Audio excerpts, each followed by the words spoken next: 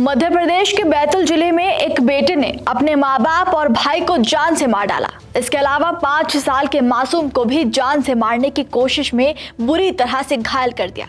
और ये सब उस शख्स ने किया है जो कभी 12वीं क्लास में टॉपर रहा और पढ़ाई पूरी करने के बाद घर पर ही रहकर सरकारी नौकरी की तैयारी कर रहा था। अब वो सीआरपीएफ भर्ती की तैयारी में जुटा हुआ था और दीपक धुवरे नाम के इसी शख्स ने पूरे परिवार को मौत के घाट उतार दिया। दरअसल गुरुवार दोपहर को धुवरे परिवार ने दिन भर घर का दरवाजा नहीं खोला। पड़ोसियों ने दरवाजा खटखटाया लेकिन किसी ने नहीं खोला।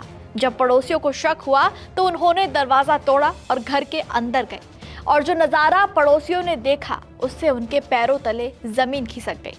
उन्होंने देखा कि दीपक के पिता राजू धुवरे, मां कमलती धुवरे और भाई दिलीप धुवरे के शव लहूलुहान हालत में जमीन पर पड़े हैं। तीनों के शरीर पर गंभीर चोटों के निशान थे और कमरे में सामान बिखरा हुआ था। फर्श और दीवारों पर खून के छींटे थे। कमरे में 5 वर्षीय बालक भी घायल मिला जो कि दीपक का भांजा था।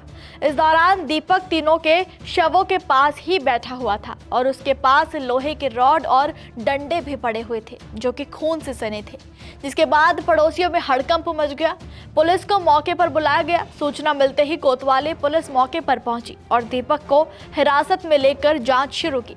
मध्य प्रदेश से न्यूज़ 24 के संवाददाता विपिन से मिली जानकारी के मुताबिक दीपक के 5 साल के भांजे की हालत भी फिलहाल गंभीर बताई जा रही है। मौके पर एक बिल्ली का शव भी मिला है। आशंका है कि दीपक ने बिल्ली को भी मार डाला। दीपक की चचेरी बहन शांता ने बताया कि दीपक होशियार स्टूडेंट था। 12वीं की क्लास में टॉप करने के बाद वो घर पर ही रहता था। उसने सीआरपीएफ में सिलेक्शन के लिए फॉर्म भरा, परीक्षा दी लेकिन कुछ नंबरों से चूक गया, जिसके बाद पिछले 4-5 सालों से उसका मानसिक संतुलन बिगड़ गया था। उसका इलाज नागपुर में चल रहा था। वो मानसिक रूप से बेहद बीमार रहने लगा। चचेरी बहन ने बताया कि दीपक बीमार था। उसका छोटा भाई भी पढ़ाई पूरी करने के बाद फैब्रिकेशन का काम करने लगा। फिलहाल दीपक को गिरफ्तार कर लिया गया है। ट्रिपल मर्डर केस में आरोपी दीपक को अब ग्वालियर शिफ्ट किया गया।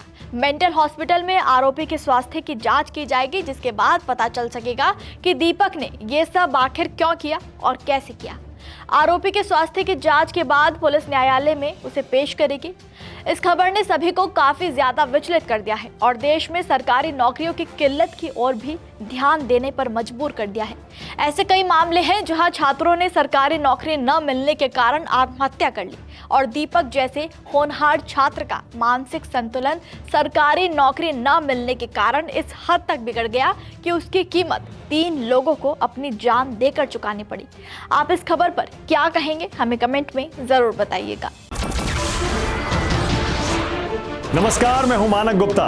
अगर आपको हमारा ये वीडियो पसंद आया हो तो इसे लाइक और शेयर जरूर करें और हाँ, हमें सब्सक्राइब और फॉलो करना ना भूलें ताकि आप देश और दुनिया की कोई खबर मिस ना करें। तो जुड़े रहिए हमारे साथ और देखते रहिए न्यूज़ 24।